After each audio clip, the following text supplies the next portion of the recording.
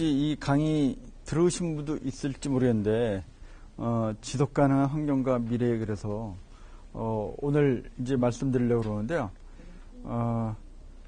이 환경에 대한 개념은 다 아실 거고, 지속 가능한, 또 지속 가능에 대해서도 개념은 다 많이 들어보셨죠? 네? 그러니까 지속 가능은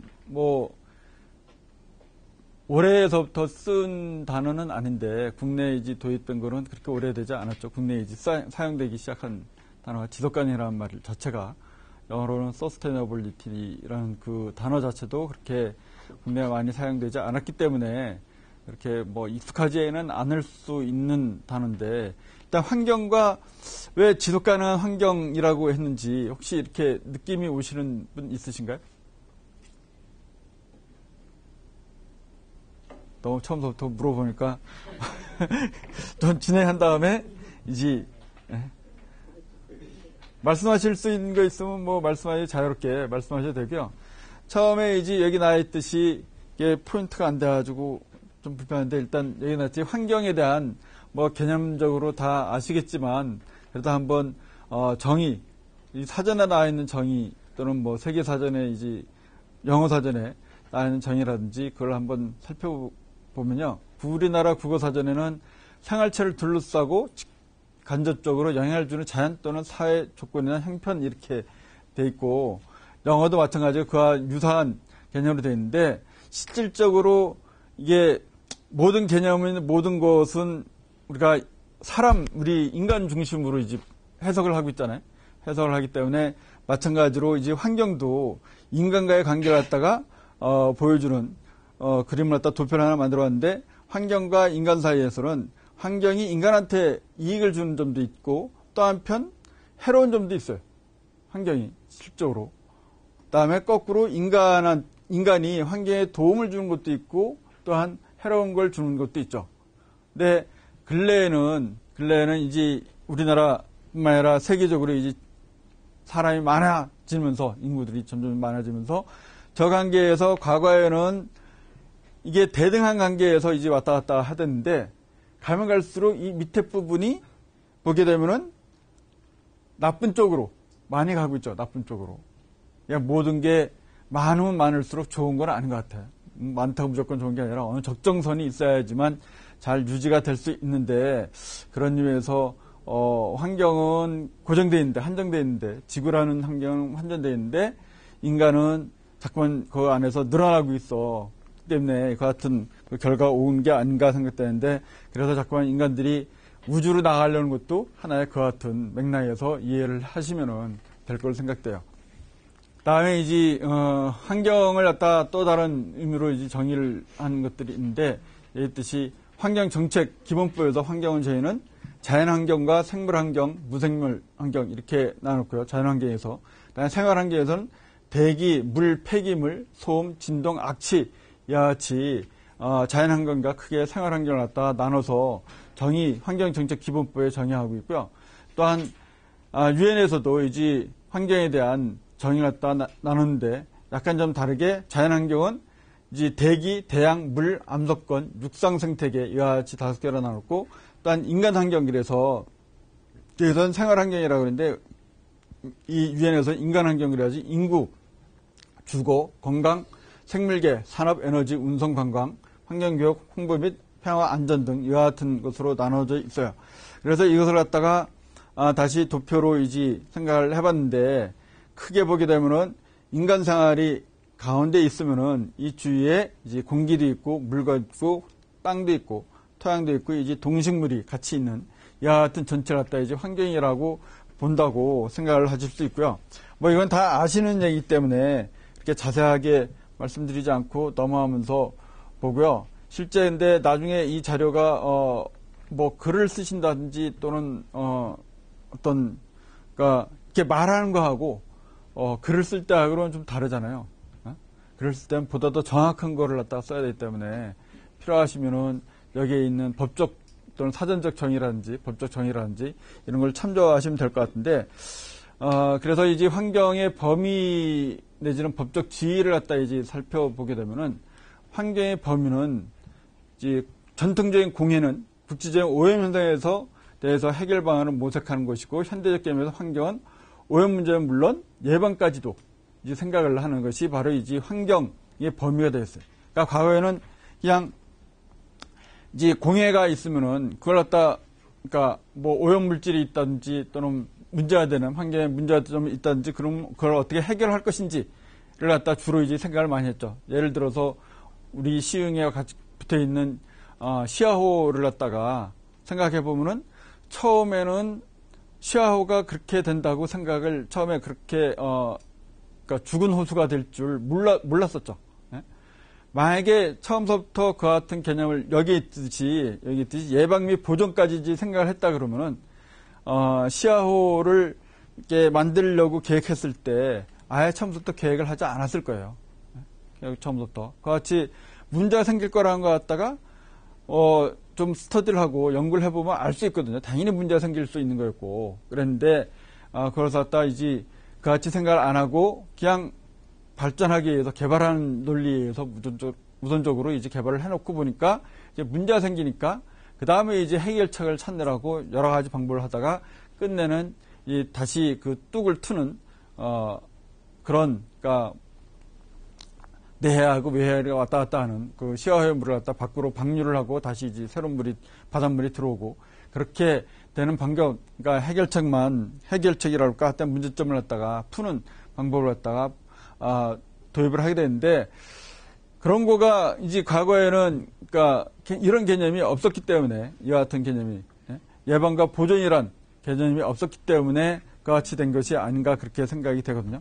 그러니까 앞으로는 지금 또는 근래에는 최근에 뭐 한 10여 년 전, 20년 전부터는 그와 같은 개념을 갖다가 도입을 해서 어떤 문제를 하더라도 어떤 뭘 개발하더라도 실질적으로 사후 영향 평가를 하고 어떤 뭘 개발한다 그러지만 어느 정도 규모가 되면 사후 영향 평가를 하고 그러면서 그것이 어떤 문제가 없겠는지 검토를 해본 다음에 그 다음에 이제 개발을 해나가는 그와 같은 순서로 진행을 하고 있죠. 또한 이제 공법과 사법으로 이제 구분할 수 있는데, 고대 시민법에서는 개인 본위로 규정함으로써 불평등 출해, 이에 대한 보완 방법으로 공법에 의해서 공공의 이익을 우선하면서 약자를 보호하는 이 같은 개념으로 공법에서 이제 이야기를 하고, 사법으로는 개인 간의 이해관계를 갖다 규정하면서 보호하고 있어요. 그래서 이제 환경이라는 거는 실질적으로 공법과 사법에 모두 포함이 될 수 있는 그 같은 개념이 돼요. 또 한 가지 사회법으로서 환경법은 이제 환경법은 공법의 성격을 가지면서 사법의 관계의 형태의 이와 같은 사회법적 성격을 가지고 있는 그 같은 개념이라고 이제 생각을 하시면 될 거예요.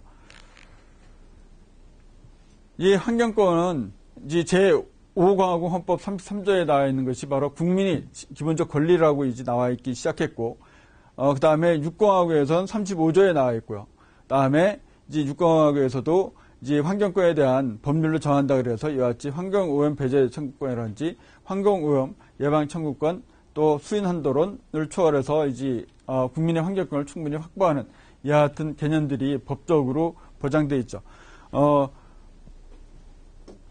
이게 법치 국가이기 때문에 일단은 우리나라가 법치 국가이기 때문에 일단은 헌법이 있죠. 그 다음에 이제 법률이 있죠.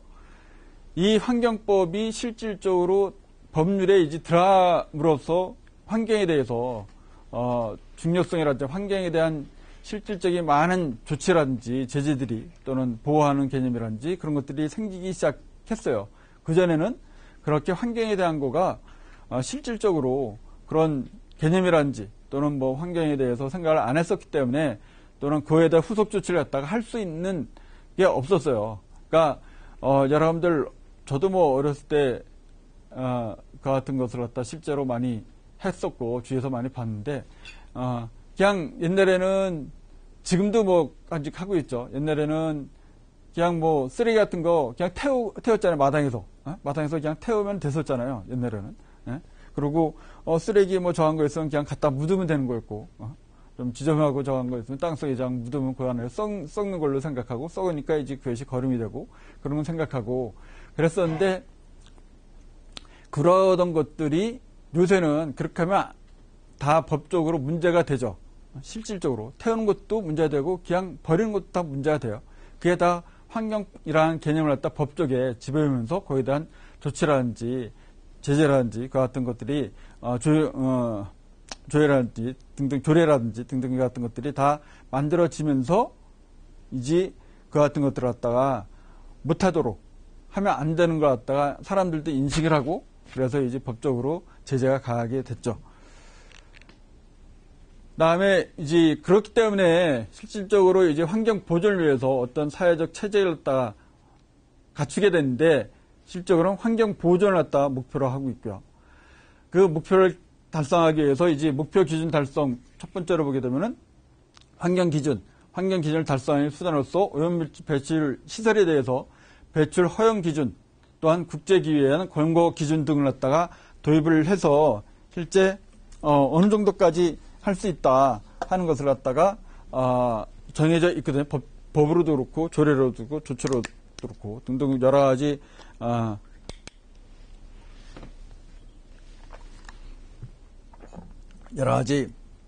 그 규정에 따라서 이제 정해져 있어서 실제로 이 시야공단 또는 그 반월공단에도 보게 되면 소각장이 여러 개 있지만 그 소각장 말고도 작은 규모로 소각하는 소각로들이 각 공장마다 꽤 많이 있었어요. 지금 많이 없어졌지만 그게 과거에는 법적 규제에서 이 정도까지 괜찮다, 이 정도까지 괜찮다 해서 예를 들어서 한 10톤 규모의 소각로도 있어도 되고 20톤 규모의 소각로도 있어도 되고 그래서 실제로 여기서만 떼는 게 아니라 여러 군데에서 많이 그 소각을 시켰어요. 법적으로도 그걸 허용해 줬어요. 그러다가 점점점 문제가 된다고 생각을 해서 이제 가면 갈수록 대형화되면서 그런 작은 소각, 실제로 그 큰 소각로도 문제가 있지만 그걸 잘 관리를 하게 되면 그렇게 문제가 없거든요. 근데 작은 소각로들은 그것보다도 더 관리가 안 되기 때문에 더 많은 문제가 일어났었어요. 실제 더 많은 문제가 일어나가지고 거기서 이제 발생되는 오염물질이 대기 오염물질이 훨씬 더 많았고요.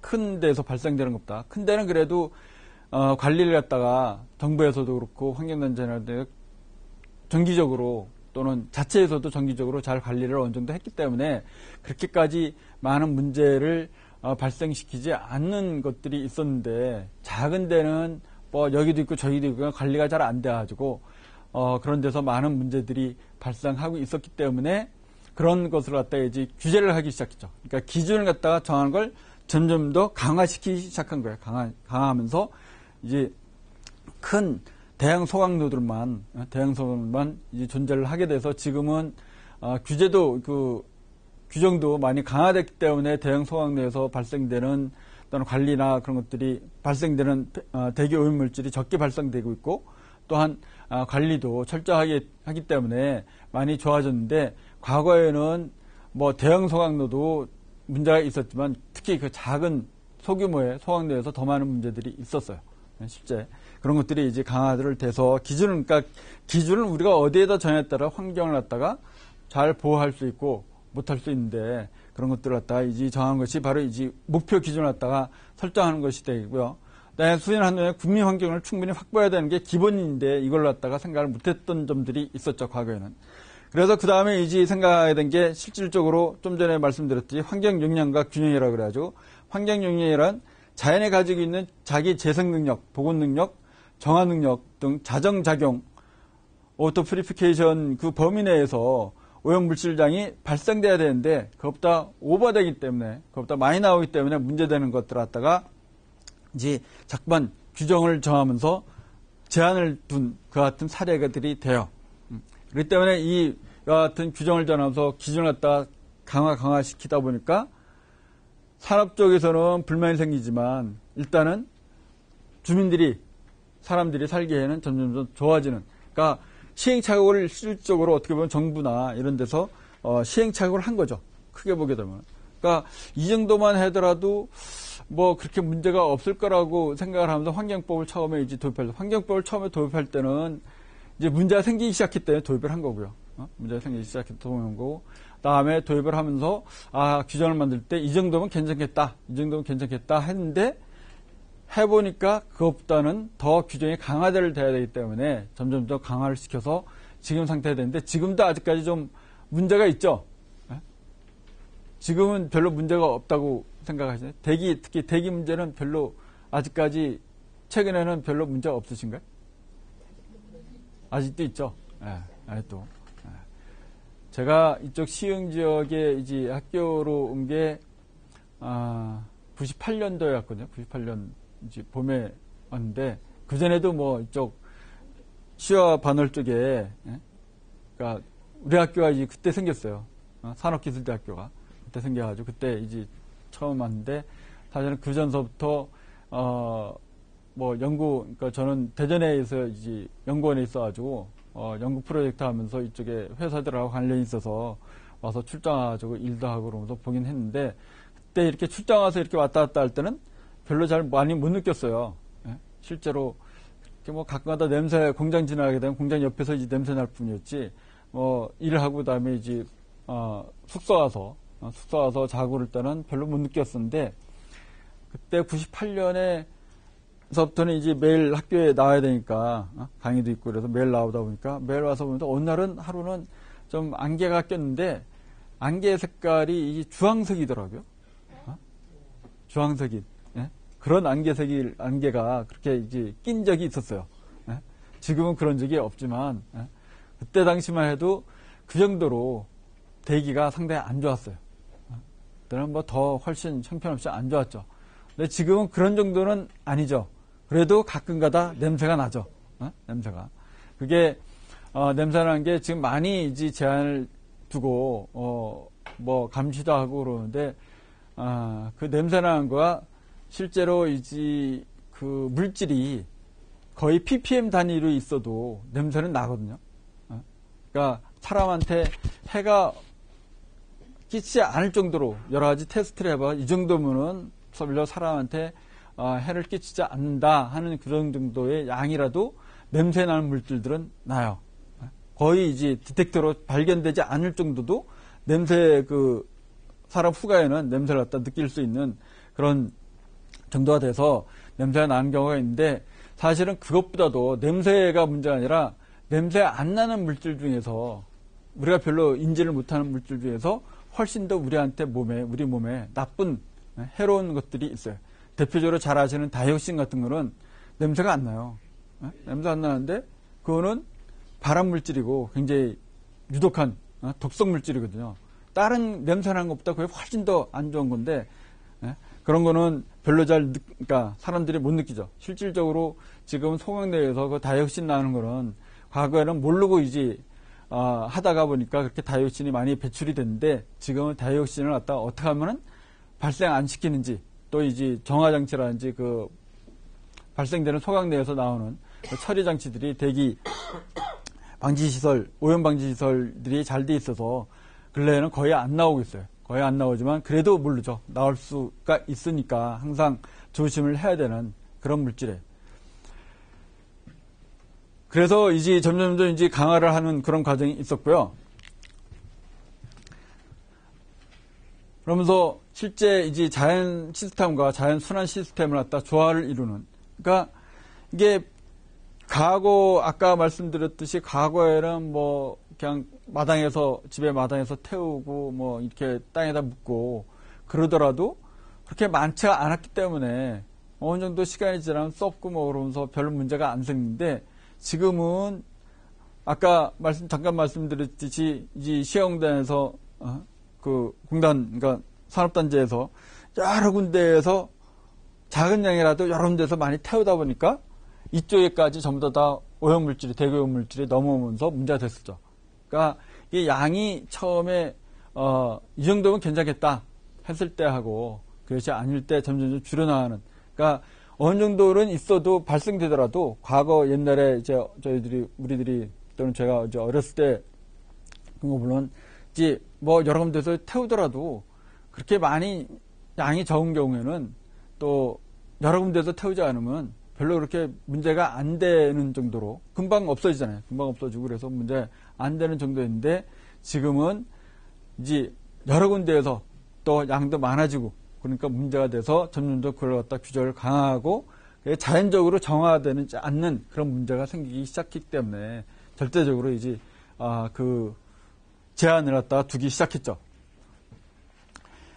그때는 이제 환경 부하를 갖다가 실적으로 그와 같이 대기 오염물질이라든지 또 수질 오염물질이라든지 여러 가지 오염물질들이 이 자연적으로 정화될 수 있는 시스템에 들어가서 순환되고 있으면 별 문제가 안 되는데, 여기 있듯이 자원 순환 시스템에 의해서, 자연 시스템과 자연 순환 시스템에 자연적으로 이제 순환되고 있으면은 별 문제가 안 되는데, 그렇지 않고 그것이 오염물질로 궁극적으로 나오기 때문에 되는데, 그것이 일종의 환경 부하건데, 이제 환경에 너무 많은 양이 주어지니까 그에 대해 문제되는 거니까 그것을 갖다 가난 줄이는 방향으로 가야 되겠다. 그래서 이제 경감시키는, 즉 과잉 환경 이용을 갖다가 조절하고, 예를 들어서 열대우림 파괴나 폭염 일어났던 것들이 문제되는 거는 대표적으로 열대우림 파괴가 되기 때문에 문제되는 게 지금 우리가 느끼고 있는 대표적으로 기후변화에 가장 큰 역할을 또는 가장 결정적인 원인 제공된 게 열대우림이 파괴된 것들이 큰 역할을 했어요. 큰 원인을 제공하게 됐어요. 지금도 계속해서 파괴되고 있는데,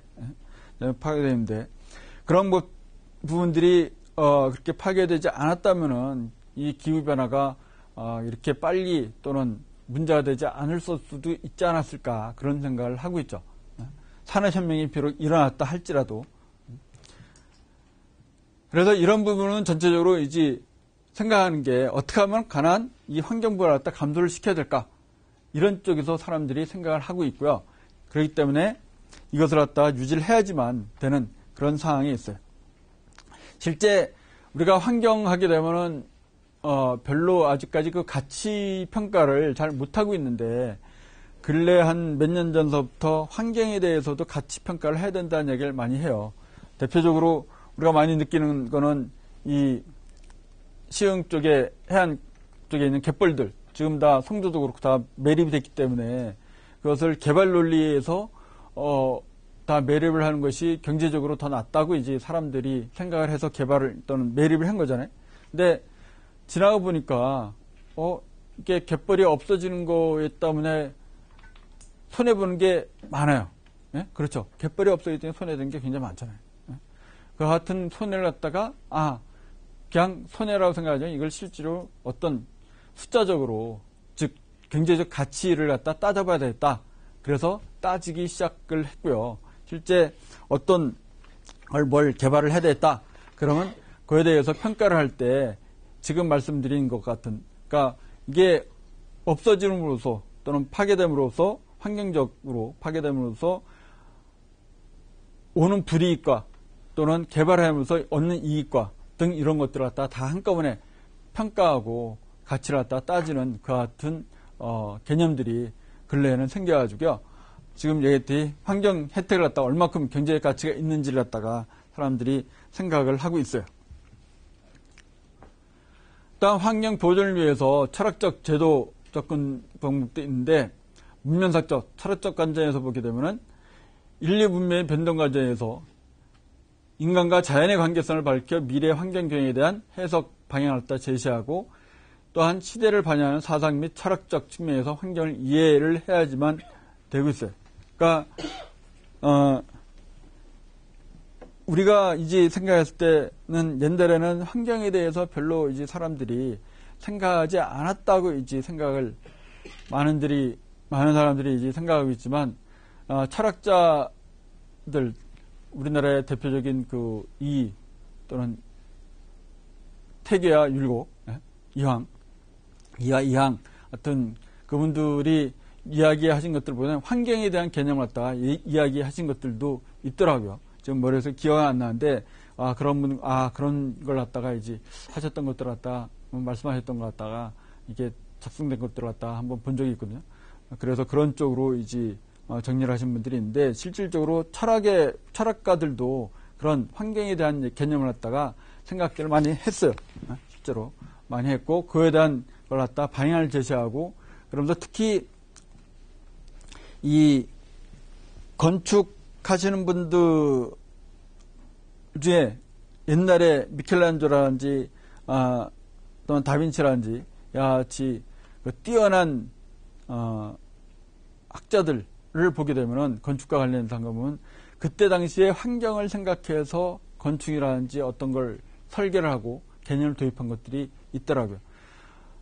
또 건축가 중에서 뭐 많이 알려진 세계적으로 많이 알려진 그 스페인의 가우디가 건축한 그걸 보게 되면은 그때 당시에는 그렇게 환경에 대해서 전혀 신경을 많이 안 쓸 때였는데도 많이 안 쓸 때였는데도 그때도 환경에 대한 개념을 갖다 많이 도입을 해서 건축들을 갖다 설계를 했어요. 실제 그 스페인의 바르셀로나 가서 가우디가 건축한 것들을 갖다 보게 되면 환경에 대한 것 갖다 많이 생각을 하면서 건축들을 갖다 설계를 했더라고요, 다.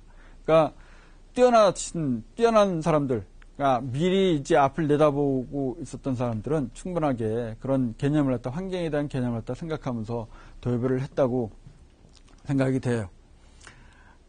또한 이에 따라서 이와 같은 그 사회적 개념이라든지 그런 것들이 필요한 것, 또 법도 있고, 그럴 때는 이제 행정 조직이나 환경 규제 제도도 당연히 이제 갖춰지면서 진행이 됐고요.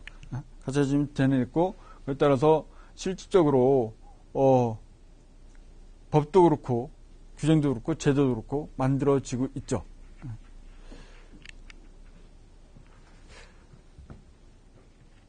이 환경 보존을 위해서 경제적, 국제적으로 접근하는 그 방법을 갖다 생각해 보면은 일단은 환경은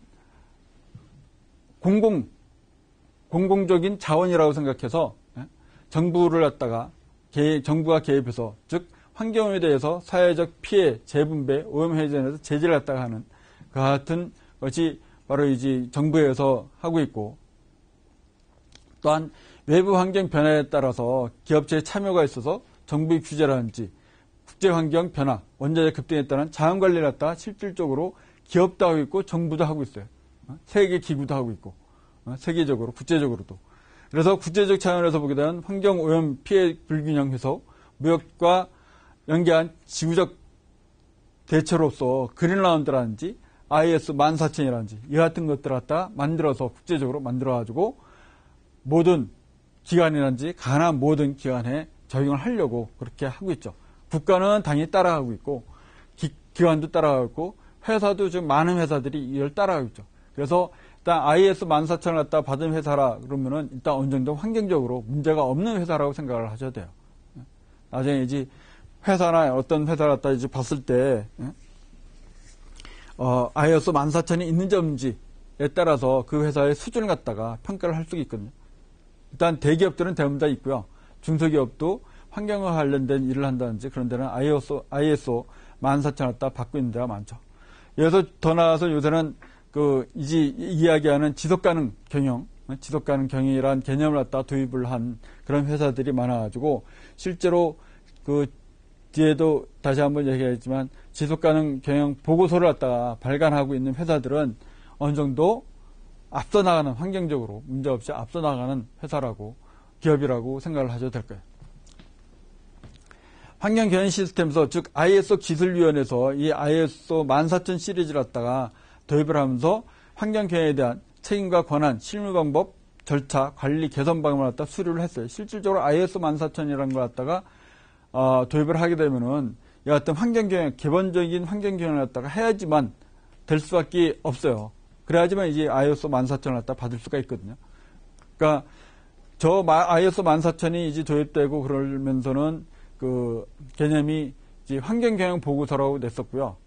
회사들이 환경경영 보고서를 냈었고, 그 다음에 이제 근래에 몇 년 전부터는 지속가능 경영 보고서라는 그런 보고서를 갖다 내고 있어요. 그래서 환경보다는 지속가능이라는 개념이 훨씬 더 큰 개념이라고, 또 보다 더 앞서 나간 개념이라고 생각을 하시면 될 거예요.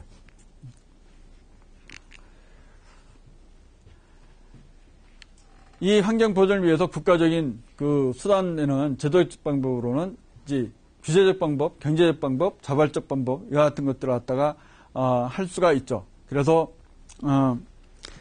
과거에 자율환경 기업길에서 환경적으로 문제가 자체적으로 데이터를 또는 조사를 갖다 열심히 모니터링하고 그래서 보고를 하면은, 어느 정도 보고하면 그 회사는, 그 감시 또는 이제 조사를 갖다 면해주는 그런 제도가 있었는데, 그런 방법에 의해서 1차적으로는 자발적 행동을 갖다 요구를 했고요. 그 다음에 이제 경제적으로 나타나기 시작한 것들이 환경경영 보고서를, 그러니까 기업의 이미지가 좋은 이미지하고 나쁜 기업 이미지하고 이제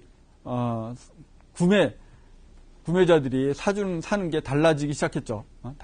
우리나라는 그렇게 크지 않은데 그런 개념이 이제 의식이 강한 내가 유럽의 나라들인데, 유럽에서는 실질적으로 환경 경영을 또는 환경에 대해서 많은 생각을 하면서 제품을 만든 회사 거하고 그렇지 않은 회사 거하고 가격의 차이가, 당연히 환경적인 걸 갖다가 생각하고 그런 거가 제품가가 높아요.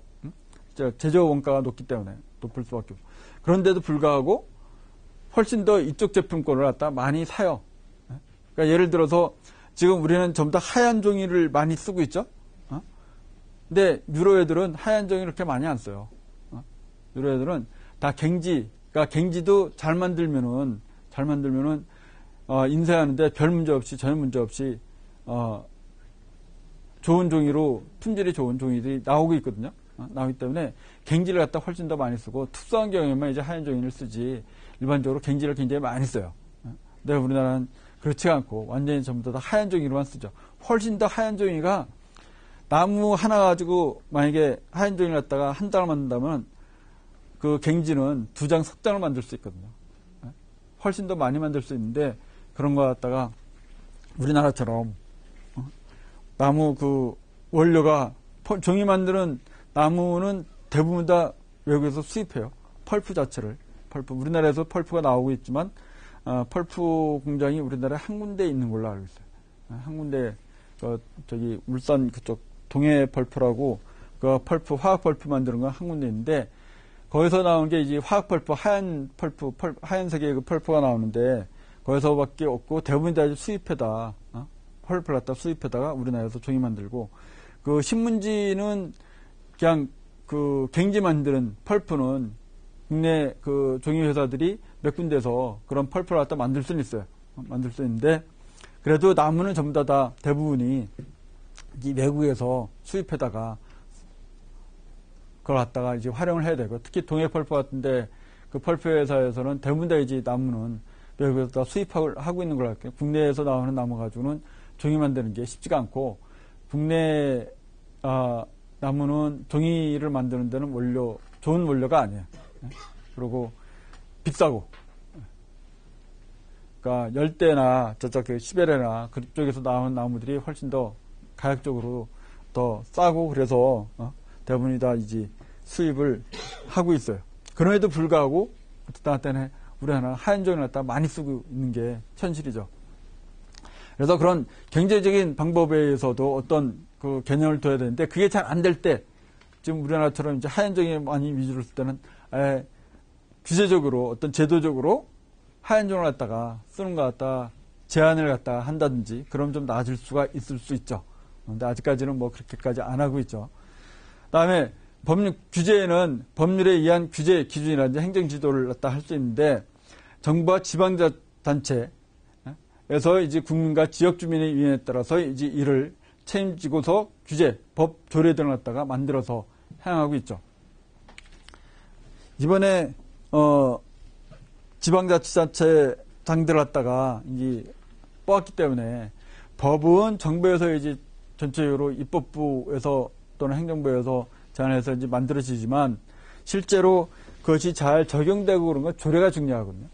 조례가 중요해서 이 시행시에서도 환경과 관련된, 환경법에서 관련된 조례들이, 좋은 조례들이 많이 만들어져서 잘 적용이 됐으면 좋겠는데, 좀 아쉬운 게, 이제 여러분들 기초에서 하셨고 기초과정을 배우셨고, 그렇기 때문에 특히 여기 이제 시흥 갯골 생태공원 다 가보셨죠? 네? 생태공원이 만들어졌는데, 그게 좀 아쉬운 게, 생태공원 또는 생태란 이름이 들어가게 되면은 원래는 나중에 이제 쭉 다 배우시고 또는 지금도 그렇게 느끼시는지 모르겠는데 그럼 한번 지금은 좀 물어봐도 됩니다. 생태공원을 다 가보셨으니까 생태공원이 잘 돼 있는 것 같아? 어떤 것 같아? 네, 인위적이죠. 네? 네. 생태란 이름이 붙으면 인위적인 게 들어가서는 안 되거든요. 사실은. 생태란 이름이 붙으면 인위적인 것이 들어가서는 안 되는데, 쉬운 그 생태 갯골은 생태적인데, 예? 그 주변에 이제 갖춰놓은 거는 전부 다 인위적이에요. 심지어는 지난번에 외국인이 한번 와서 지나면서 조그만 수영장 같은 게 어린이들이 놀 수 있는 걸 만들었죠.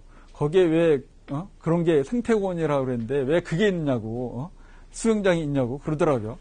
외국인이 보면서 그래가지고 할 말을 갖다 잊어먹었는데 뭐라고 대답할 수 있는 게 마땅한 게 없더라고요. 그냥 뭐 그래서 애들을 위해서 시기에서 더우니까 시기에서 이렇게 여름에 해서 만들어 놓은 거라 그랬는데 그러면 거기에 나무가 있든지 뭐 그렇게 있으면 되지. 그런 생각이 저도 들고 그 지금과 그런 얘기는 안 했지만 어쨌든 간에 그 같은 거를 만들어 온 것도 그렇고 또 우리나라 공원 하면은 뭘 자꾸만 만들어야지 인위적으로 뭘 해놔야 되는 걸로 생각하는 것 같아요. 그래서 거기다 예산 투자하면서 막 그걸 만들려고 노력을 하는 것 같더라고. 그런 의미에서 지금 신생태 갯골 공원이 좀 문제가 좀 있다고 생각을 하고 있거든요. 그게 나중에 다른 데서라든지 뭐 어디서 이제 또 뭐 람사르 습지라든지 이런 걸 지정을 받고자 하는 그런 움직임도 있는 것 같은데 그런 거 봤을 때 그런 게 도리어 더 걸림돌이 되지 않을까. 공원을 만드는 자체가 걸림돌이 되지 않을까 그런 생각을 해요. 좀 아쉬운 점이 좀 그런 점들이 있어요. 그런 거를 이제 시에 계신 분들도 그렇고 또 주위에 실제로 그런 걸 입안하고 하는 이번에 지방자치단체에서 좀 그런 걸 잘 해가지고 그런 오류가 어떻게 보면 잘못된 방향이 많이 안 생기고 바른 정도로 계속 정도로 갈 수 있는 그 같은 행정이 됐으면 좋겠는데 이번에 새로 되신 분들이 잘 그렇게 새로 또는 계속 하시는 분들도 하신 분들이지만 네, 잘 그렇게 방향을 갖다 잡아서 나갔으면 좋겠다는 생각을 해요. 다음에 이제 환경목표에 따라서 법률으로 안 될 때는 행정지도도 할 수 있죠. 근데 행정지도도 하는데 행정지도는 실질적으로 이제 어느 정도 제약을 줄 수 있지만 뭐 안 지키게 되면은 그렇게 크게 문제가 안 될 수도 있어서 행정지도로만 잘 안 되는 경우가 종종 있어요. 그때는 약한 뭐가 되고요. 일단은 그래도 법이나 조례로 어느 정도 해야지만 되는 그런 상황이에요. 다음에 경제수단으로 보게 되면 아까 그 같은 것도 이제 실제 얘기했지만 경제수단 요금, 세금, 가진금 이런 거 갖다가 할 수도 있고 정책수단의 선택 기준은 효과, 효율성, 공평성, 수용성, 실행 가능성 이런 것들을 보고 정책을 갖다가 짜야 돼. 사실은 이 정책을 짤 때 이 5가지죠. 이 5가지를 잘 조화를 이뤄서 정책을 세워야 되는데 그게 쉽지가 않아요. 지금까지 우리나라에서 쭉 해온 것들을 보게 되면은 많은 부분이 이런 효과, 효율성 이런 것 갖다가 위주로 해서 진행한 것들이 많아요. 그 다음에 경제 발전에 대한 그런 효과를 갖다 보는 것들이 많은데 이것도 사실은 환경에 대한 것 갖다 효과 개념을 갖다 여기다 많이 집요했으면은 지금처럼 안 됐을 텐데 그렇지 않고 그런저런 부분을 갖다 강조를 하면서 정책을 경제적인 경제 발전과 관련된 부분만 강조가 돼서 이제 정책이 세워졌기 때문에 오류된 잘못된 부분들이 아직 많이 있죠. 좀 바뀌었으면 좋겠는데 이제 앞으로 좀 바뀌겠죠. 이제는 어느 정도 우리나라도 이렇게 수준이 올라왔으니까 바뀌겠죠. 근데 그래도 아직까지 좀 어려운 점이 그런 것 같아요. 다 아시겠지만 서방국가는 한 거의 200년? 그렇죠. 200년 정도의 기간 동안에 발전한 게 우리나라는 거의 한 3, 40년 만에 이제 발전해서 올라간 거잖아요. 3, 40년 만에. 그러다 보니까 서방국가는 벽돌을 쌓을 때 예를 들어서 2m를 쌓는다. 200장을 쌓는다. 그런 200장 쌓으면서 탄탄하게 쌓겠죠. 우리나라는 그냥 한 번에 푹푹 쌓았으니까 중간중간에 이제 구멍들이 많아가지고 중간이 많아가지고 누가 독일의 학자인가 사람이 우리나라를 평가할 때 위험 사회로 평가를 하고 있더라고요. 위험 사회. 그러니까 대표적으로 이 세월호도 그래서 이제 하나의 예로 터지게 된 거고, 그것뿐만 아니라 여러 그런 위험 사회 위험한 요소가 우리나라에 많이 존재를 하고 있다고 이렇게 생각을 한 것 같아요. 그러니까 구체적으로 어떤 점이 위험하다 이렇게는 보고 있지 않지만 그 세계적인 그 학자들은 판단할 때 천천히가 아니라 차근차근 갔어야 되는데 차근차근 가지 못하고 성큼성큼 건너뛰면서 간 것들이 있기 때문에 그 중간에 빠진 것들이 분명히 있다고 생각하는 것 같아요. 여러 가지 법적이나 제도적인 문제에서도. 그래서 우리나라가 그런 부분 때문에 문제가 돼서 위험한 일들이 계속적으로 나타날 수 있는데 그에 대한 대처를 갖다 잘해야 된다. 그런 걸 갖다가 쓴 학자가 있더라고요. 실제로 그런 부분이 이제 그게 더 지나가면은 파국 때는 완전히 파멸하는 사회로 가겠죠. 우리가 그렇게 갈 것인지 안 갈 것인지는 앞으로 몇 년 동안에 아마 나타날 수가 있겠죠. 파멸될 건지 안 건지. 파멸까지 안 갈 거예요. 근데 세계적으로 보더라도 그렇게까지 안 가는데 계속적으로 위험한 사회는 종종 그런 세월호 정도는 아니지만 그렇게 문제가 될 수 있는 그런 위험 요소는 우리나라에 굉장히 서방 국가에 비해서는 많이 존재를 하고 있다고 생각을 하고 있어요. 실제로 제가 생각해도 그런 것 같고. 우선적으로 얘기했듯이 환경에 대해서는 환경은 특성이 굉장히 다양한 그 같은 게 바로 환경이에요. 뭐 어떻게 딱 뭐라고 이렇게 정의하기가 쉽지 않은 게 바로 환경이 되고요. 보게 되면 이와 같은 여러 가지 특성들인데 일단 상호 관련성. 그러니까 환경이란 서로 상호 관련이 있어가지고 즉 공기, 물, 토양, 동식물, 인간 이게 다 서로 상호 관계에 있잖아요. 어느 하나만 따로 떨어져 있어서 존재하는 것이 아니라 서로 관련이 있는 그런 상호 관련성을 가지고 있는 것이 바로 환경이 되고요. 일단 광역성. 실질적으로 대기나 물, 그러니까 공기나 물은 어느 한 곳에 이제 고정되는 것이 아니라 자유롭게 막 퍼져 다니죠. 자유롭게. 물도 그렇고. 그렇기 때문에 어느 한 나라, 어느 한 지역 이렇게 고정되어 있고 한정되어 있는 것이 아니라 대표적으로 이제 여기에 있는 라인강 같은 경우 보게 되면요. 유럽의 강인데 여러 나라를 갖다 거치고 있거든요. 그러면서 위에서 오염된 그 강을 갖다가 오염시키게 되면 그 밑에 있는 나라들이 다 오염된 그 물을 갖다가 사용을 하기 때문에 어려움이 많죠. 그렇기 때문에 서로 이제 다 관계가 있고요. 또 우리는 많이 느끼고 있지만 황사가 우리나라에서 발생하는 게 아닌데 우리나라에 피해가 많죠. 우리나라에. 물론 중국에도 피해가 있지만 몽고에도 그쪽에도 피해가 있지만 우리나라에도 큰 피해를 주고 있잖아요. 이와 같이 어느 한 곳에 제한된 것이 아니라 국지적으로 제한된 것이 아니라 광범위하게 퍼져 있는 것이고 뭐 지구에 한정된 것만도 아니에요. 지구 환경이라고 하지만 지구에 한정된 것이 아니라 환경하기는 지구만 한정된 것이 아니라 우주도 마찬가지로 관련이 있어요. 우주에서 다양한 우주선들이 이제 들어오고 있는데 그거가 바로 그러니까 우리 지구에 도착하게 되면은 사람들이 살 수가 없고 또한 근래에 이야기하듯이 가끔가다 그런 얘기들이 나오는데 행성이 지구랑 충돌할 수도 있다고 생각하고 있잖아요. 그것도 하나의 커다란 환경의 문제가 될 수 있거든요. 바로 그러한 환경이 세계적, 우주적으로도 있기 때문에 이제 환경이라는 것은 어느 한정대에서 얘기할 수 있는 것이 아니란 그 광역성을 가지고 있고 하천 상하류 지역에 대한 문제, 즉 아까 얘기했던 그 라인강과 같이 우리나라에도 낙동강과 금강이 대표적으로 그 같은 예죠.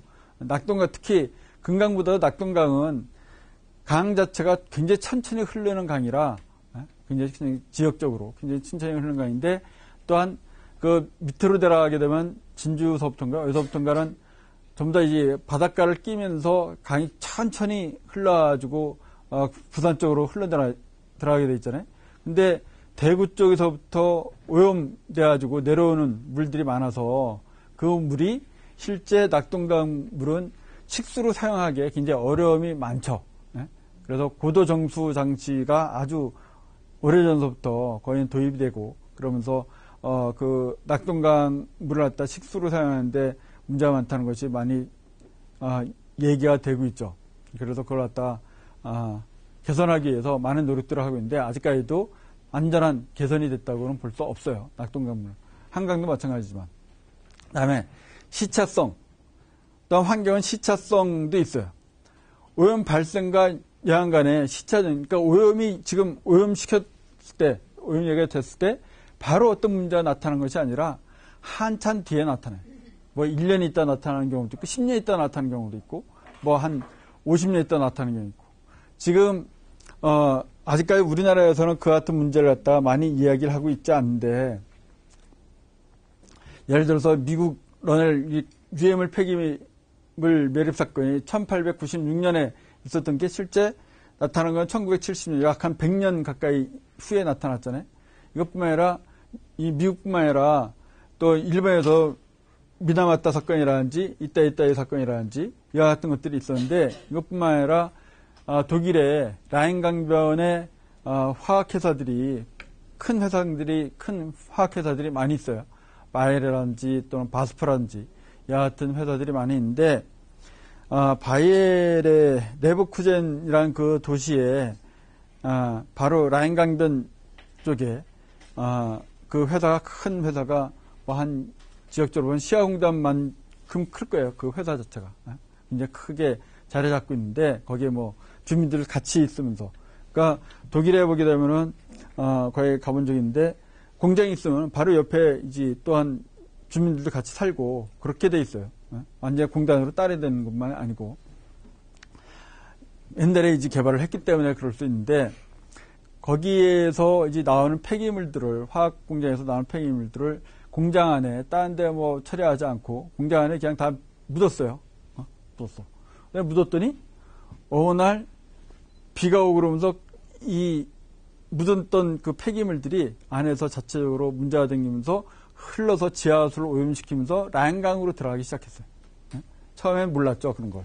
라인강에 문제가 생기기 시작했는데 그게 왜 생긴지 몰랐는데 갖다 그렇게 문제가 생기는 것 같다 발견하고서 그 다음에 그러니까 그렇게 파묻기 시작한 지 한 7, 80년 지난 다음에 그와 같은 일이 나타나기 시작했으니까 지하수 오염되고 그런 것들이 나타나기 시작했으니까 그 다음에 그와 같다 이제 다시 개선을 하려고 고치려고 그러다 보니까 엄청난 비용이 들어가는 거예요. 그만큼 시차적으로도 그렇고 나중에 이제 발견되면은 큰 문제. 우리나라도 지금 여기 뭐 우리 바로 옆에 있는 시아공단도 지금 현재 그런 상황인지도 몰라요. 아직까지 정확히. 그러니까 지금 눈에 보이는 거는 그래도 괜찮은데 그건 어떻게 조처를 취할 수 있으니까. 근데 공장 안에서 사람들이 발생된 폐기물 갖다 그러니까 처리를 하려면 돈이 많이 들거든요. 그러니까 그걸 갖다 그냥 공장 부재에 그냥 묻어가지고 안 보이게 그냥 덮으면 모르니까. 그리고 그 다음에 이제 거기 콘크리트 친다든지 뭐 그럴 수도 있고. 그러게 되면은 모르니까 저는 모르니까 넘어가는데 나중에 이제 보게 되면은 그러한 문제점이 생길 수 있어요. 그래서 그 같은 거 갖다 실제로 그런 걸 안 하고 또는 뭐 그런 걸 이제 발견하려면은 거기에서 근무하시는 분들이 실제 그런 수준이 잠깐 올라가야지만 되는데 그런 환경 의식에 대한 수준이 아직까지는 그렇게 많이 올라가지 않은 상황이라 지금도 옛날보다 많이 올라왔지만 아직까지 많이 올라가지 않는데 특히 경영자들이 그 같은 생각을 마인드를 바꿔야 되는데 그렇지 않은 경영자들이 아직 많이 있고 그래서 문제가 되고 있죠. 사실 이 자료는 제가 여기서 뭐 강의하는 것뿐만 아니라 학교에서도 이 자료를 갖다가 강의를 하거든요. 그러니까 환경경영학과라 하죠. 그러니까 경영하시는 분들도 이제 놓고서 강의를 갖다 듣고 그러시는데 그래도 그렇게 강의를 오신 분 경영자들은 낫죠. 예? 어느 정도 의식이 있어가지고 환경경영이라는 건 뭔지를 알고 또는 거기에 대해서 이제 공부하고자 왔으니까. 그런 분들 괜찮은데 그렇지 않으신 분들이 아직 많이 있어서 아직 많이 있어요. 아직 많이 있어서 참 문제가 될 수 있어요. 때 주위에 보시게 되면 자꾸만 그와 같은 얘기를 좀 하셔가지고 전파될 수 있도록 그래서 그와 같은 일이 없도록 특히 땅에다 묻는 것 같다 기양 묻으면 절대로 안 돼요. 그게 굉장히 눈에 보이지 않는 아까 대기 문제에서도 눈에 보이지 않고 냄새 의식하지 못하는 거에 상당히 안 좋은 그 다이옥신이라는 물질을 갖다 말씀했는데 마찬가지로 폐기물이 발생되는 여러 가지 오염물질 갖다 땅에다 묻는 것도 상당히 심각한 오염 원인이 되고 있어요. 그래서 그런 것들이 일어나지 않아야 되는데 그걸 적발하는 것도 그렇고 관리하는 것도 쉽지가 않은 상황이죠. 하지만 탄력성과 비가역성을 가지고 있어 환경에는 스스로 자정 능력이 있어요. 자정 능력이 있어가지고 어느 정도까지는 땅에 묻더라도 자체적으로 정화될 수 있는 그런 능력이 있어요. 아주 안 좋은 조건이에요. 근데 그 순간에 어느 정도 이렇게 쭉 정화 능력이 있다가 그 양을 갖다 넘어가게 되면은 그다음부터는 돌이킬 수 없는, 거꾸로 갈 수 없는 비가역적, 돌아갈 수 없는 그런, 그러니까 순환되는 과정에서 넘어가게 되면은 더 이상 가역적으로 다시 돌아가질 않아요. 그러니까 오염되게 되면 오염된 땅에는 죽은 땅이에요. 죽은 땅. 그래서 그런 데는 사람이 살 수도 없고 동물도 살 수 없고 그게 기왕 그걸 갖다 잘 관리하면서 보존하고 정리를 해야지만 이제 한 몇십 년 후에 우리가 사용을 할 수가 있죠. 대표적으로 한강 옆에 그 하늘공원인데 난지도. 난지도가 과거에는 완전히 거의 옛날에 쓰레기 버릴 때 가보신 적 있을지 모르겠는데 거기 진짜 사람이 살 수 없고 뭐 거기 옆에 지나가는 것도 쉽지 않았어요. 옆에 있는 것도. 근데 지금은 공원으로 됐죠. 그러니까 오랜 시간이 지나가지고 이렇게 자연은 이렇게 그러니까 자정 능력이 있어가지고 오랜 시간이 지나니까 더 이상 이제 오염시키지 않으니까 오염시키니까 자정 능력이 있어서 다시 이제 어느 정도 될 수 있는데 그같이 되려면은 많은 시간이 필요하기 때문에 그걸 갖다가 잘 조절을 해줘야 돼. 양 조절을 갖다가. 당연히 거기는 그래도 난지도는 양 조절이 된 거죠. 그런 것들이. 또 한편은 엔트로피 증가하는 부분이 있어요.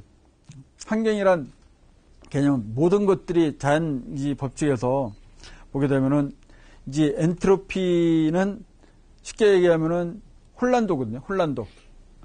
그러니까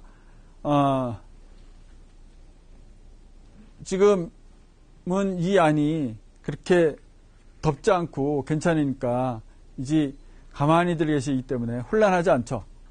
근데 만약에 이 안이 이제 사람이 많다든지 또는 이 안에 막 에너지가 많이 도입돼서 이쪽에 도입되면은 가만히 계시지 않겠죠. 아무래도 자꾸만 더우니까 움직이게 되고 이제 에어컨도 틀어져 있으니까 괜찮은데 움직이게 되고 그러면서 점점 활동량이 많아지겠죠. 그러면 점점 여기가 전체 혼란이 가중되겠죠. 가중돼. 이와 같이 되는 것 같다 엔트로피가 증가한다고 그래요. 엔트로피가. 그러니까 혼란도를 갖다 보통 엔트로피 하면 우리나라 말로 하면 혼란도라고 얘기할 수 있는데 그 혼란도 즉 엔트로피가 증가하는 그 같은 상태들. 지구는 이 엔트로피가 증가할 수밖에 없어요. 지구는 가만히 있어도 증가할 수밖에 없어요. 왜 그럴까요? 우리가 아무것도 안 하고 가만히 있어도 이 지구라는 시스템은 엔트로피가 증가할 수밖에 없어요. 왜 그럴까요?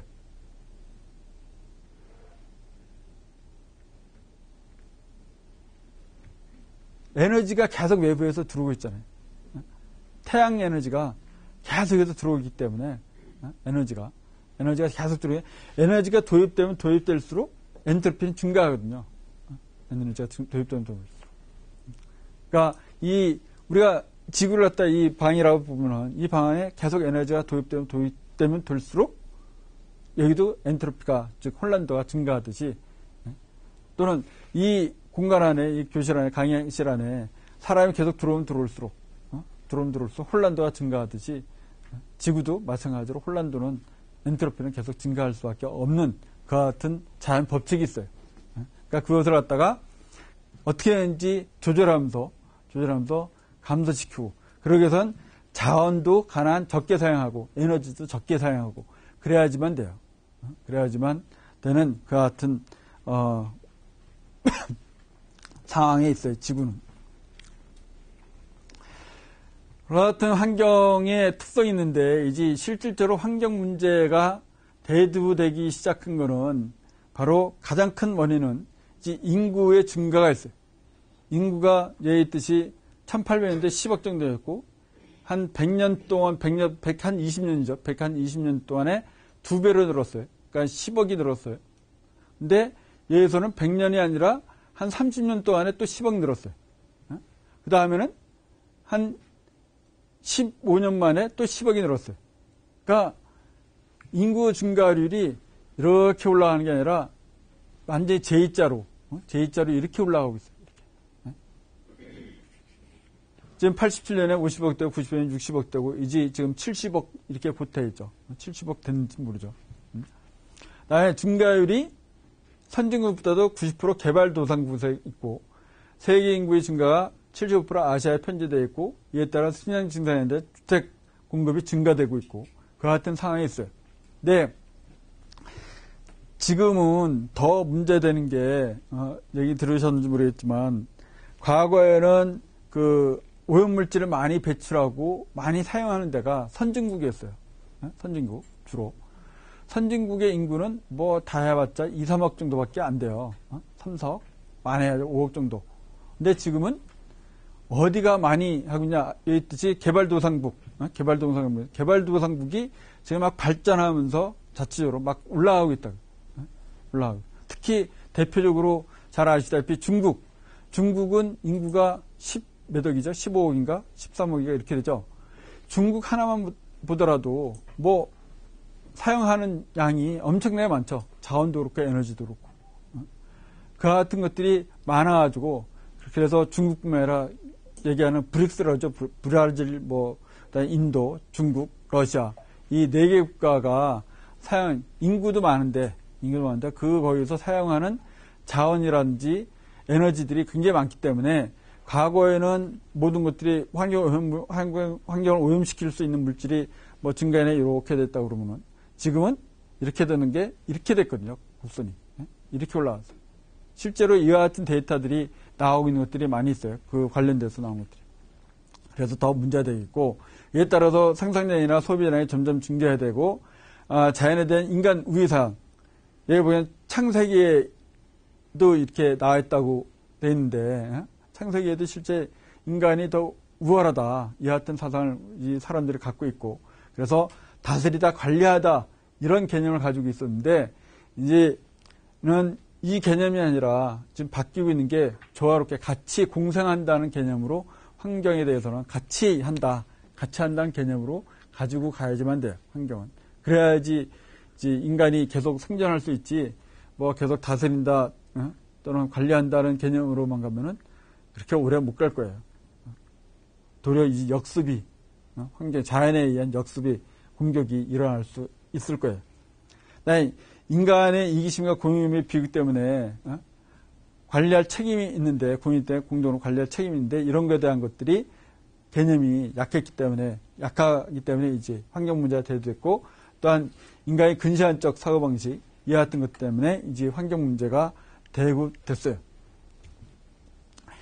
실제로 환경 문제에서 나타난 사건들이 여기 있듯이 환경오염 사건, 런던 스모그. 그래서 스모그에 의해서 사람이 많이 죽었기 때문에 스모그에 대한 공포심이 사람들이 알고 있어서 실제로 이와 같은 사건 때문에 있었기 때문에 이제 스모그가 나타나면 안 좋다 하는 것 같다 생각을 하고 있는 거고요.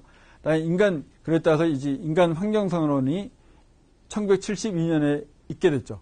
이때부터 환경에 대해서 조심해야 되겠다. 환경을 잘 같이 해야 되겠다. 이런 생각들을 하게 됐어요. 그래서 국제 공동 의식을 갖게 되었고, 다음에 이에 따라서 이제 국제 환경 기구를 갖다가 1973년에 만들었고, 이때부터 국제적으로 각 나라가 환경에 대해서 서로 공유하면서 문제점이 무엇인지 또는 서로 어떻게 해야 될 것인지를 협의하면서 진행을 했다가 협약 맺고 그러면서 진행하겠다. 그러면서 1982년에 케냐 나이로비에서 이제 세계 자연 현장을 갖다가 이야기했고, 그러면서 이제 지속 가능한 발전이란 말이 나오기 시작해요. 이때부터. 그러니까 이 개념이 나오기 시작한 거가, 또는 이 말을 쓰기 시작한 거가 서방국가에서도 그렇게 오래된 게 아니라 1982년 이때서부터 쓰기 시작해, 실질적으로. 실제 이제 처음에 쓴 건 이것보다 더 먼저 쓰기 시작했지만, 그러니까 지속 가능한 발전이라는 말 자체가 사용된 거는 1972년에 이제 제1차 보고서 성장 한계에서 지속 가능한 발전이라는 용어를 갖다 사용하면서 썼는데, 이 용어가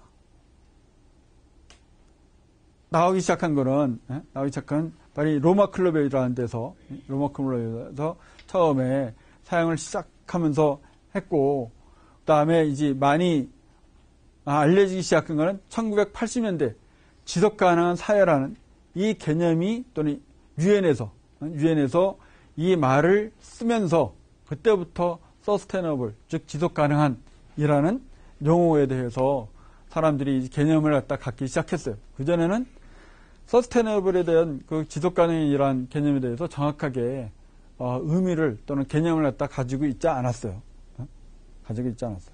그러다가 이제 이때부터 갖게 됐는데, 이제 뒤에 로마 클럽에 대해서 자세히 있지만, 이제 이거는 68년에, 로마 클럽은 68년에 이제 사업가가, 이탈리아 사업가가, 이제 아우펠리오 페이체라는 사람이 지구의 유한성 문제를 가지고 유럽의 경영자, 과학자, 교육자, 이런 사람들을 모아서, 돈이 많았나 봐요. 다 이제 초청했으니까 모아가지고, 뭐 돈 있는 사람들이 모였겠죠. 돈 있는 사람들이 모여서 로마에서 이제 회의를 하면서, 그때 자연자원이 고갈되는 환경오염이라든지 인류 위기를 갖다 타파할 수 있는 그런 모색을 하면서 이제 세계의 경고를 갖다 날렸죠. 그러면서 이제 로마 클럽이 만들어졌고, 그때 모여서 회의한 걸 갖다 결과를 1972년에 이제 성장의 한계란 보고서로 발표해가지고, 그때 이제 서스테너블 디벨롭먼트, 즉 지속 가능한 발전이라는 용어를 갖다 사용을 했어요.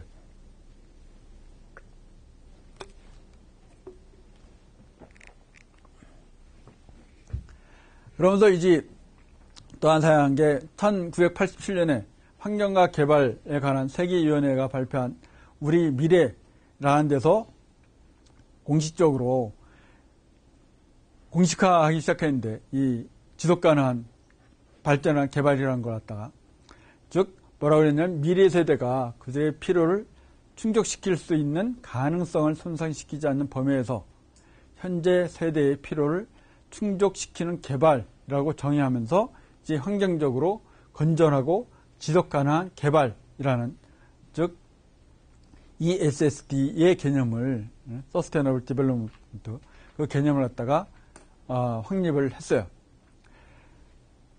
그렇게 나오고 다음에 이제 1992년 6월에 리우에서 이제 리우 선언이 있게 됐는데, 이 리우 선언이 굉장히 큰 역할을 하죠. 지금 이 모임을 갖다, 이 습지학교를 갖다 주도적으로 그러니까 진행하고 있는 데가 의제죠. 의제도 바로 이때 탄생한 거예요. 이때 의제 20일이라는 그 개념을 갖다가, 또는 그 용어를 갖다 사용하면서 의제라는 말을 갖다 사용을 하기 시작했고, 그거가 이때 이제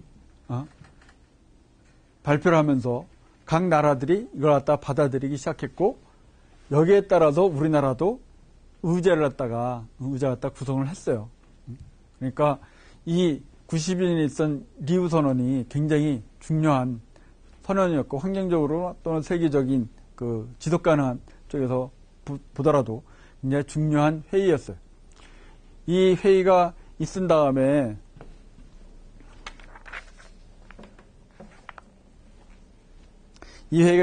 그 다음에 이 회의 다음에 여러 가지가 있었는데, 그러니까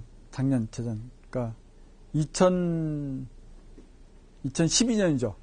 재작년 재작년에 다시 리오 플러스 20 그래가지고 회의가 또 한 번 있었죠. 그게 브라질 쪽이 있나? 브라질 쪽이었을까요, 아마? 저 남미 쪽에서 있었는데. 그래서 그 이후에 어떻게 진행됐는지에 대해서 혹시 참석하신 분 있냐, 거기? 우리 시흥에서는 제가 알기로는 그 환경운동연합의 서경옥 국장이 참석을 하셨던 걸로 알고 있고, 그래서 실제 가서 많이 보고 그러면서 여러 가지 정보를 갖다가 나눈 걸로 알고 있는데, 하여튼 저기서부터 이제 의제가 시작됐고, 이와 같은 시민운동이라든지 또는 뭐 시민자치적으로 뭘 하는 걸 정부에서, 그러니까 NGO의 역할이 굉장히 강조가 되기 시작한 게 저때서부터였어요. 그걸 인정을 하기 시작한 게. 전에는 그전에는 뭐 NGO 그렇게 되면은 NGO 활동하고 그러면은 세계 그 정치화 또는 기존의 기득권 세력이라고 봐야죠. 기존에 있던 그 조직에서는 전혀 인정을 안 했었거든요. 그때는 어떤 경제적이나 행정적이나 지원이 거의 없던 상황이었는데, 이때서부터 인정을 하면서, 정부만 뭘 할 수 있는 게 아니라, 정부만 해서 뭘 할 수 있는 것이 아니라, 실제 시민들, 실제 국민들이 뭘 해야지만 제대로 된 사회가 될 수 있구나. 그런 생각을 하면서, 근데 그걸 갖다 정부가 다 할 수 있지 않다. 그래서 그걸 갖다 NGO란 단체, NGO의 그런 기구들의 도움을 받아야 됐다 그래서 정부의 예산을 갖다가 그쪽에 주기 시작했죠. 지원을 하기 시작했어요. 정부에. 그러면서 NGO는 절대적으로 그렇게 지원을 받더라도 정부의 간섭을 갖다가 안 받는 걸 갖다가 그 기본 자세로 하고 있어요. 정부에. 아무리 경제적인 지원을 받더라도 안 받는 것 갖다가 자세를 하고 있고, 그런데 이 주는 쪽에서는 꼭 그렇지가 않죠. 주니까 좀 이것 좀 해줘라, 또 이것 좀 해라, 이렇게 해라, 저렇게 해라, 자꾸만 뭐라고 그러죠. 근데 그것을 갖다가 가난한지 거부를 하려고 노력을 하고 있어요. 그런 부분은, 그러니까 올바른 길이라고 생각하면은 같이 동조하지만 그렇지 않은 거는 거부를 하려고 노력하고 있어요. 실제 시행의제도 저도 그렇고 같아 그런 쪽으로 노력을 하고 그렇게 하려고 그러는데, 그렇지 않은 부분도, 그게 잘 안 되는 부분도 없지 않아 있는 것 같아요. 하지만 어쨌든 그 같은 개념으로 이 강성환 국장도 그렇고 그렇게 일을 하고 있어요. 다음에 이제 지속 가능한 발전은 실제로 경제적 지속 가능한 이것뿐만 아니라 자원을 포함한 생태계 전체의 지속 가능한 것 같다 요구를 하게 된 게 그때 나온 개념이에요. 과거에는, 그전에는 주로 지속 가능하더라도 처음에 그 로마 클럽에서 생각한 거는 어떻게 발전을 하는데 지속 가능하게 계속 발전할 수 있는가, 이런 개념을 갖다 가지고 생각을 했었던 거고요. 근데 그걸 갖다가 이루려면은 그렇게 경제적인 것만 생각하는 게 아니라 모든 걸 다 즉 자연을 갖다가 같이 생태 전체를 갖다가 생각을 해야지 된다 하는 개념을 갖다가 이제 국제연합환경개발회의에서 이야기를 했고, 이를 위해서 세계적인 전략으로, 즉 성장의 회복과 질적 변화, 노동, 식량, 에너지 등에 충실하면서 인구의 지속 가능한 수준 유지, 또 자원 기반의 기술의 진전, 이런 것 동시에 이뤄야 되겠다 하는 것 같다 생각을 하게 된 거예요.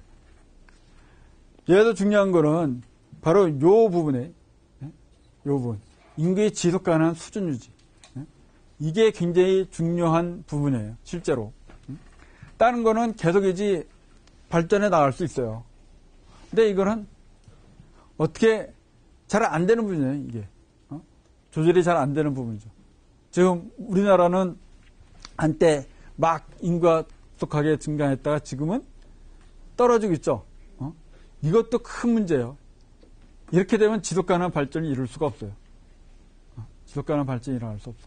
그러니까 꾸준하게 스테이너블하게 어느 정도 이게 유지가 돼야 되는데, 발전한 그 모멘텀이 있어야 되는데, 동기도 있고 또 한편은 힘도 있고 파워도 있고 그래야 되는데 우리나라 같은 인구 구조를 지금 가지고 있으면은 조만간에 일본처럼 뭐 발전을 하지만 실제로 사람들은 생활이 불편한 여러 가지 어려운 점이 많은 그 같은 상황이 될 수가 있어요.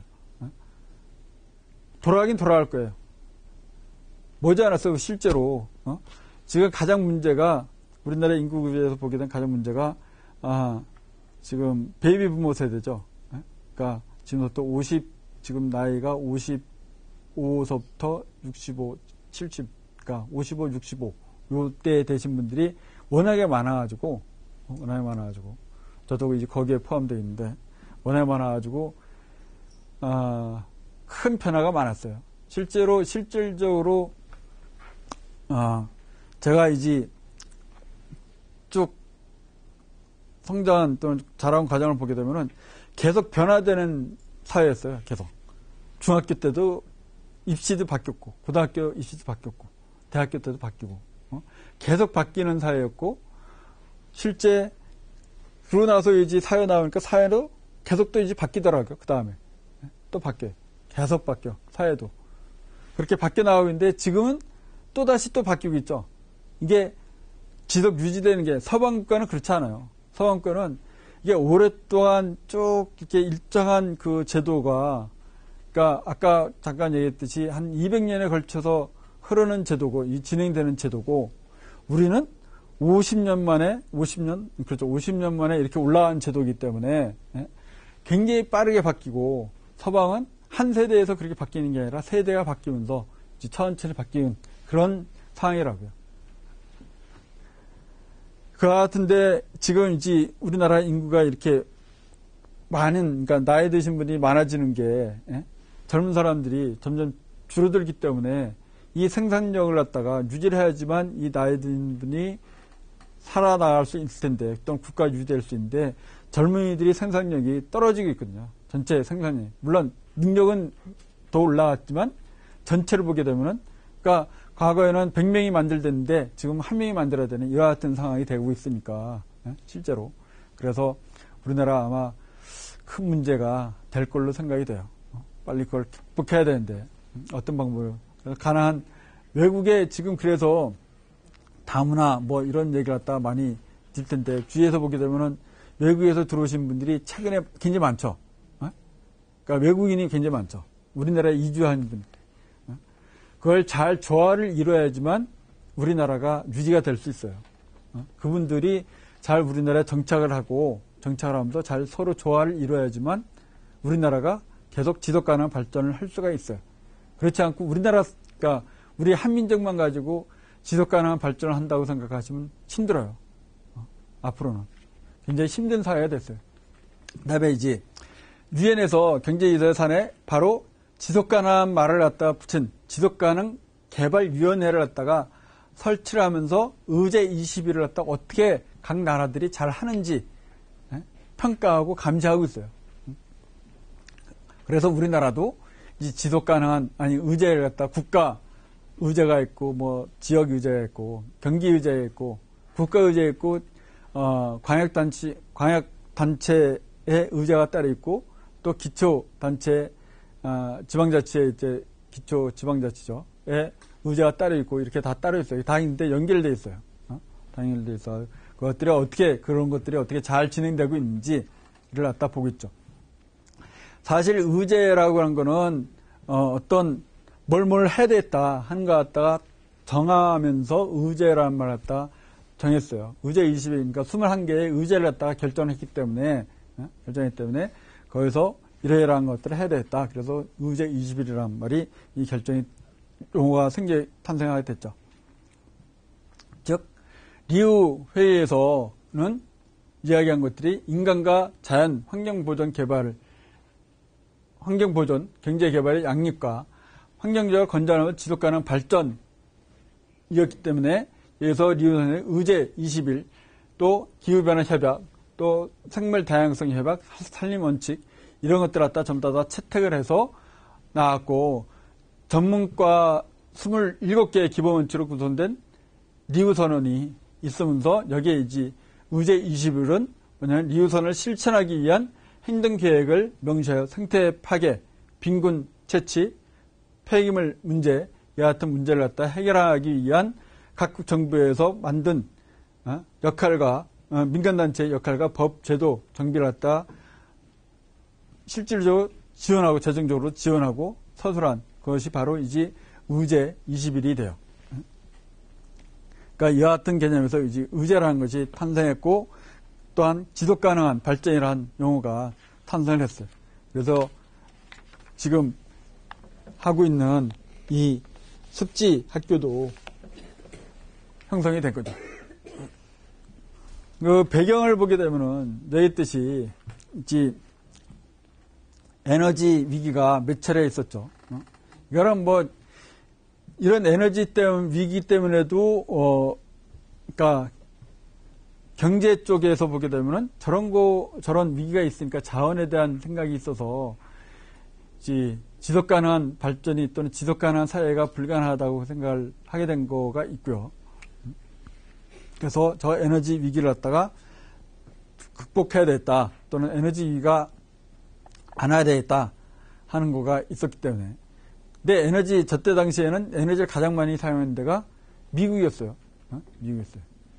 그때 미국이 주도적으로 저 같은 것들 갖다 또는 유럽과 미국이었는데 주도적으로 하게 됐고 실제로 미국 우리나라는 기름값 뭐 좀 올라가더라도 그렇게 크게 불편 없죠. 근데 미국은 기름값 올라가게 되면 진짜로 살기 힘들겠더라고요. 거기는 차가 없으면 안 되니까 차를 가지고 뭐 조금만라도 뭐 장을 보러 하더라도 차를 가져야 되고 거리가 걸어갈 만한 거리가 아니고 대중교통을 이용할 수도 없어요.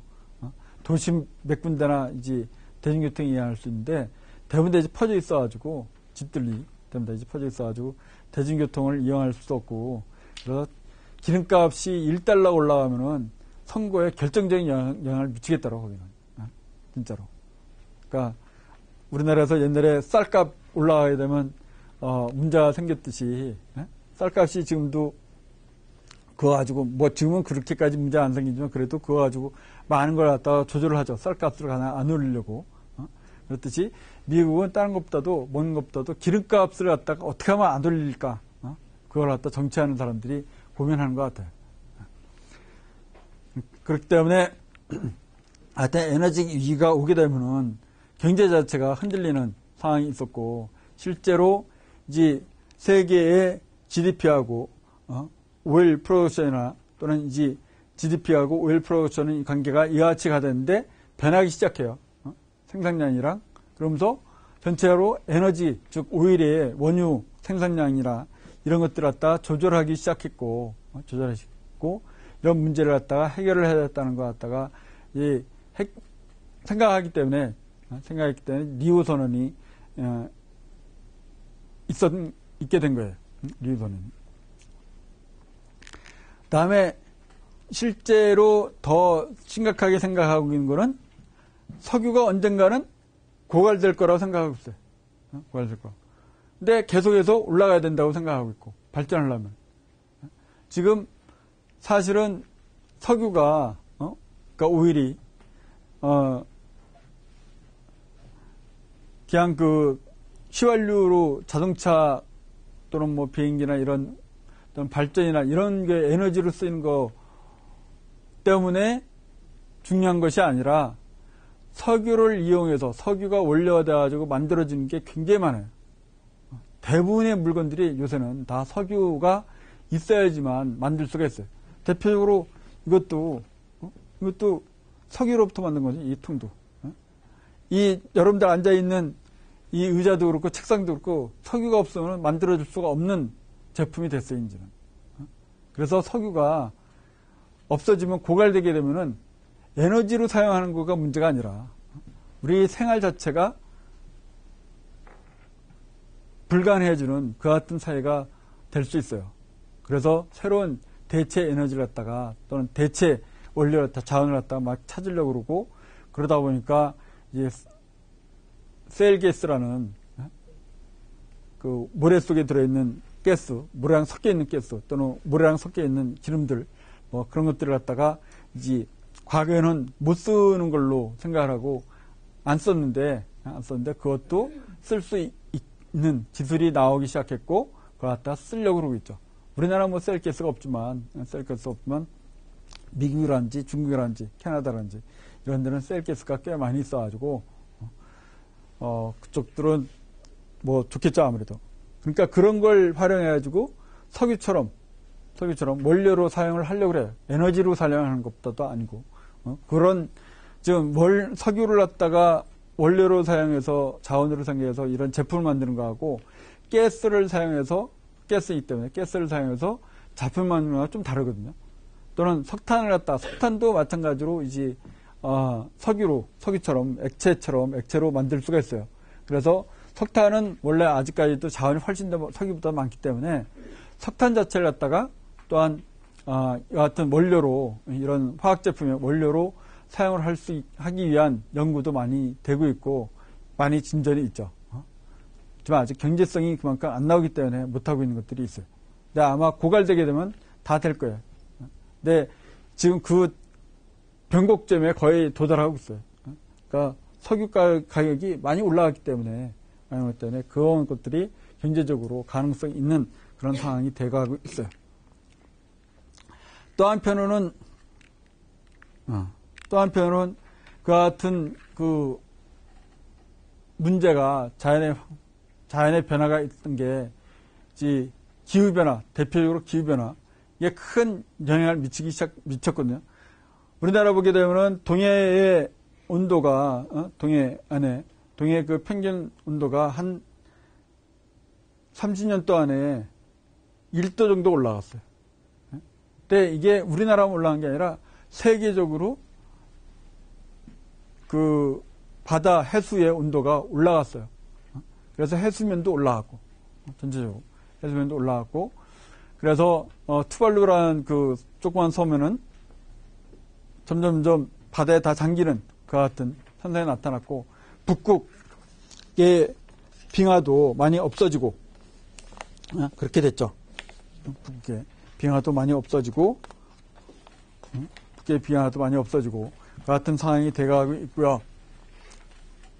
다음에 이제 남극도 빙하가 점점 줄어들고 그래서 언젠가는 우리나라도 뭐 다 빙하가 녹게 되면은 서울이 없어진다고 그러죠. 인천이나 부산은 다 없어지고 다 물에 잠긴다고 그렇게 그런 데이터가 있는데 아직까지 뭐 그렇게 안 갈 거라는 얘기도 있고 여러 가지 있는데 근데 실제로 그런 변화가 크게 일어나고 있다는 거는 이 그림 뭐 보셨을 걸로 생각되는데 이 데이터를 보게 되면은 이게 대기 중에 이산화탄소 농도거든요. 이산화탄소 농도가 지금 그러니까 2005년을 기준으로 했을 때 이게 2005년을 기준으로 했을 때 10,000년 전서부터 쭉 보게 되면은 이 이산화탄소의 농도가 이렇게 가다가 최근에 한 200년, 그러니까 산업혁명이 일어나면서, 연구에서 산업혁명이 일어나면서 이게 증가가 가다가 최근에 한 50년 사이에 급격하게 올라가고 있다고요. 이렇게 올라가고 있는 이 농도 때문에 이렇게 올라가고 있는, 전체적으로 이렇게 올라가고 있는 이것 때문에 심각해요. 그러니까 CO2가 이렇게 올라가지 않고 뭐 이렇게 올라가든지 뭐 어느 정도 그러면 뭐 괜찮겠는데 아직까지 이 곡선에서 크게 벗어나지 않았으면. 근데 이거 완전히 꺾어진 거잖아요. 완전히 꺾어진 거예요. 그러니까 조절이 안 되는, 감당할 수 없는 그 같은 상태까지 지금 CO2의 발생량이, CO2의 농도가 증가하고 있어요. 그래서 굉장히 심각한 상황이라고 이제 사람들이 또는 학자들이 생각을 하게 된 거고요. 그에 따라서 실질적으로 같이 평균 온도도 올라갔고, 한 1도 정도 세계 평균 온도 올라갔고, 다음에 바다 레벨도 같이 올라갔고, 다음에 만년설도 점점 더 높고, 그런 현상들이 실제로 나타나고 있기 때문에 어떻게 더 이상 감당하기가 쉽지 않은 상황이 됐다고 생각을 했어요. 기후변화는 실제로 학자들이 과학자들도 조절하기가 힘든 상황이 됐다고 생각해요. 기후변화가 진행되고 있는 걸. 단지 어떻게 하면 줄일 수 있을까를 생각하고 있는데, 단지 어떻게 하면. 뭐 한간에는 이게 다시 빙하기가 오기 전의 단계라고 그러는데, 빙하기가 오기 위한 전 단계는 아닌 것 같고, 지금 변화된 걸 보게 되면, 변화되고 있는 거면. 빙하기가 다시 과거에 이제 역사적으로 또 빙하기가 왔다 갔다 한 거랑 비교해보면 전혀 그렇지 않거든요. 이와 같은, 그때는 이와 같은 그 CO2 농도라는 이와 같은 현상이 나타나지 않았어요. 뭔가 확, 그러니까, 공룡이 한순간에 멸종됐죠. 공룡이. 그러니까 그 같은 상황이 다시 오지 말라는 법이 없거든요, 지금. 이렇게 하다는 순간에 지구의 이제 생물 자원이 완전히 이제 확 바뀌는, 완전히 변화되는 그 같은 상황이 올 수 있다고 생각들을 하고 있어요. 그래서 그걸 어떻게든지 좀 막아보려고 그러고 있는데, 또 그게 언제 올지 아직 모르고, 그러고 있는데, 그게 만 쉽지 않은 상황이죠. 실제로, 이제, 온도가, 이게 1도 올라가면 어떻게 되고, 2도 올라가면 어떻게 되고, 3도 올라가면 어떻고, 4도 올라가면 어떻고, 5도 올라가면 어떻게 된다는 걸 보여주고 있는데, 지금 1도 정도 올라왔죠? 1도 정도. 1도 정도 올라왔어요. 옛날에 비해서. 그래서 물 생태계, 식품, 해안, 보건이 어떻게 된다? 1도 정도 올라가는 데는 그렇게 커다란 영향이, 단지 예를 들어 산호가 백화 현상이 일어난다든지, 또는 이런 몇 가지 일들만 있는데, 2도 정도 올라가게 되면은 이제 심각해지고, 3도 정도 올라가기 시작하면은 여기 보이는 육지 생물권에 사는 거가 한 15% 정도가 죽는 걸로 돼 있어요. 5도 정도 올라가면은 한 50% 정도가 죽어가지고 상당한 많은 지구국에서 상당한 많은 자원들이, 생물 자원들이 멸종하는 걸로 나타나고 있어요. 5도 정도만 올라가면. 그러니까 지금 평균 온도가 1도 정도, 뭐 1점 몇 도 정도 올라왔다 그러는데, 계속해서 지금처럼 올라가게 되면은 머지않아 갈 거라고, 이제 지구가 생물 자원이 멸종할 거라고 보고 있죠. 그래서 그 지구의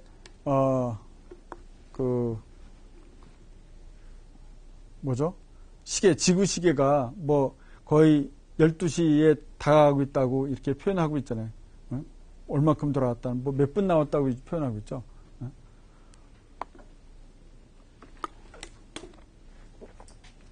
실제 이것뿐만 아니라 실제 우리가 보고 느낄 수 있는 거는 10년 동안에, 그러니까 91년에서부터 2000 사이에 사망자 수와 비교해보면 7, 8월에 온도가 올라갔을 때하고 낮을 때하고 평소년 때 비교하면 이거는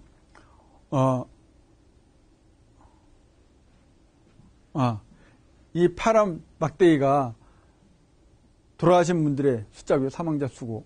그다음에 이게 온도예요. 네? 온도 변화. 온도 변화하고 실제 사망자 수하고 아주 밀접한 관계가 있다는 걸 볼 수 있다. 온도가 올라가게 되면 그만큼 실제로 많은 분들이 그러니까 온도 변화가 크게 되면은, 그게 아니라, 저뿐만 아니라 온도 변화가 크게 되면은 사망자 수가 증가할 수밖에 없어요. 지금, 아마 지금 아직은 통계 자료가 안 나왔지만 이번 6월달, 올해 6월달이, 올해 6월달이 5월달에 굉장히 갑자기 온도가 올라왔잖아요. 그렇기 때문에 사망자 수가 예년보다 훨씬 많을 거예요.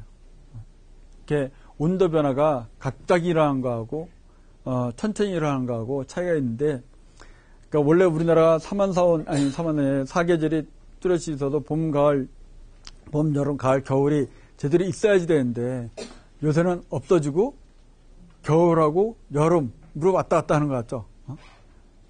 아마 이게 곧 정착이 될 수도 있을 것 같은데, 그러게 되면은 사망자 수도 전체적으로 많이 늘어날 수가 있어요. 온도의 변화가 급격하게 일어나기 때문에.